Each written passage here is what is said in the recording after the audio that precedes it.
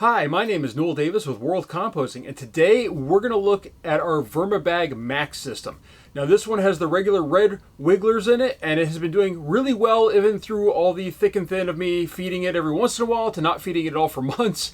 And now it's been quite a while since I've done an update. It's been about 3 months. I think the last update I showed you was in November.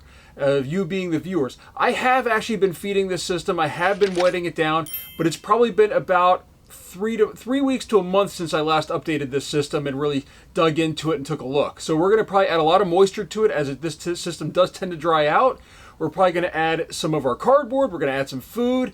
And also I did a video on grinding up a whole bunch of charcoal into a fine powder that's mixed with fish wastewater from my fish tank.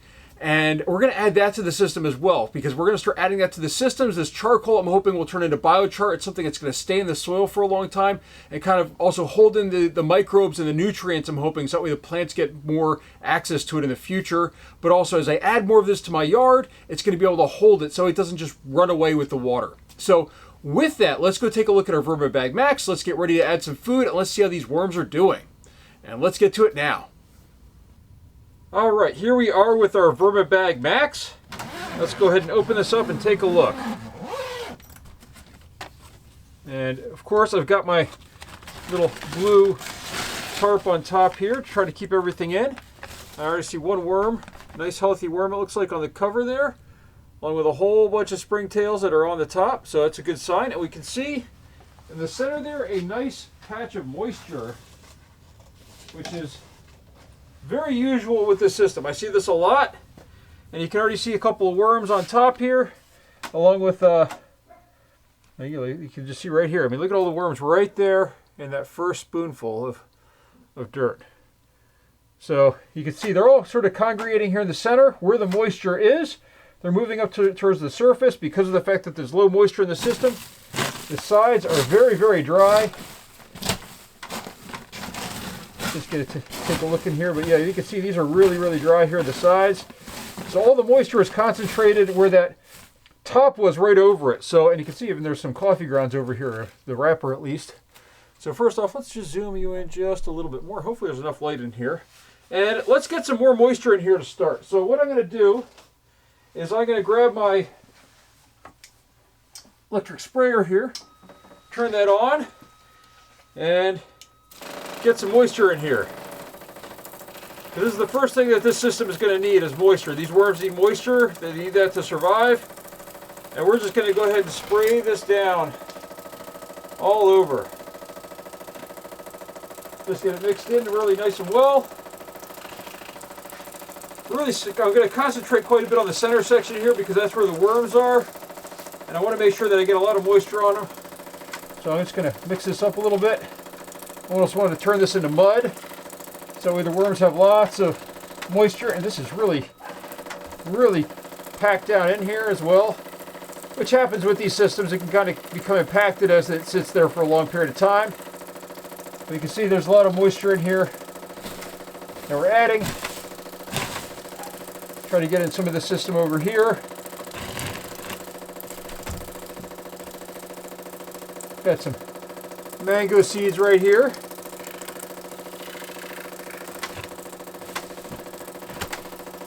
As I said, it's been about a month since I've taken a look at this system. There's more worms over here too, so this is good. I mean, there's a lot of worms in here. They just need that moisture to really get going, I think. And we're going to add a lot of moisture to this system, but this is just the start here. You can see there's all these worms. Every time I take a flip here, we're seeing more and more worms. They're going to start congregating towards this moisture, though, pretty quickly. And we'll be able to move through the system, multiply. You just got to get everything nice and wet. They love their moisture. Now, as I get into the summertime here, you're going to see that these systems are just going to stay moist all the time. The humidity sort of ramps up a little bit. Right now, I mean, I've had humidity levels in my house so low that it's been below 20% at times, you know, even with the humidifiers running and everything. So the basement just doesn't get nearly as much humidity, so this stuff just tends to dry out. This is very normal. All right, we're going to stop that for now because we are going to add more water. but I don't need to add all of it right off the bat here. Now, that's our initial offering of water here. We kind of mix things up a little bit. And now, one thing I do want to add here is just a little bit of paper. And I always do this before I add food in. I always add in just a little bit of paper on the top here because the food is frozen that I'm adding. Per usual, I'm adding, we're going to add some frozen food and we're going to add some of our mix here. So first off, actually, you know what? Let's do the mix first. This is my Vitamix out and a Carfo output, sort of a mixture of it. And I do have a mask on here because this is kind of dusty, but I'm going to put some of that in here. And we're going to also, we are going to moisten this down actually. So we're going to turn the sprayer back on. And we're just going to wet this down here. Because this stuff does soak up a lot of moisture. We want to make sure we keep it nice and moist.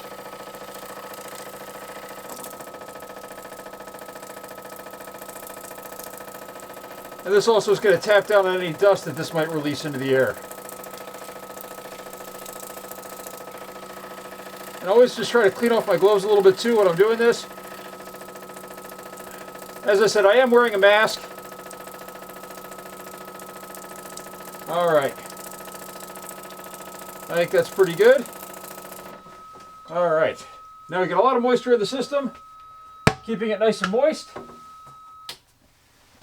And now we're going to add some food. Now, as I said, the food is frozen, so I've got a cucumber here that went bad. I'm going to put that on top. And I've got some watermelon. Watermelon's going to add even more moisture to the system. And we're going to sort of add everything into the center because I just want to, that's the best way I feel for me to do it at this moment. And now what I also want to do is add in a little bit. So I'm going to grab a cup here and I'll show you here. So this is black. This is the carbon, the charcoal that I ground apart that I should have made a video on. So we're going to just sort of pour some of this on here. And what I want to do is sort of have this, I could bring up the bucket. The bucket's a little heavy to lift above the above this. But the idea of really what I want from this is I want this to sort of mix in with the soil and really sort of help out the microbes take ownership of this. So hold on, let me show you here. Let's just see here. So you can see this was that black liquid that we made. This is charcoal that's been ground up in water. Wasn't the best way to do it. It's probably better to crush it and then add it, but I thought that was the best thing I could do to try it out. Made a video on that I posted the other day. And okay, with that though, now what we're going to do is we're going to add our wet damp paper to the top of this. So here we go. This is damp paper because we want to cover all this stuff up. And there's even more water in here, as you can hear. Here it's sloshing out. It doesn't get all. I put quite a bit in. It doesn't all get absorbed all the time. We're going to make a kind of a mound here, I think, because we are having them really congregate in the center, and that's what we're going to continue to do here until we get, I think, to the summer months.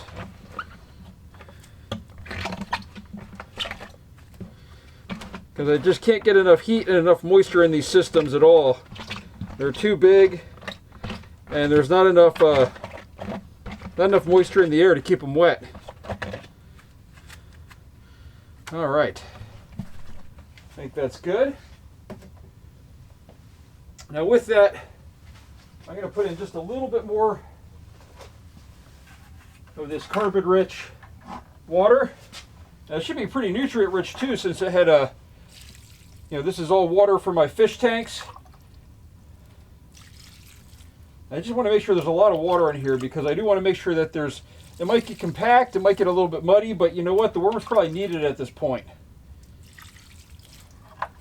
So hopefully none of it runs out of the bottom.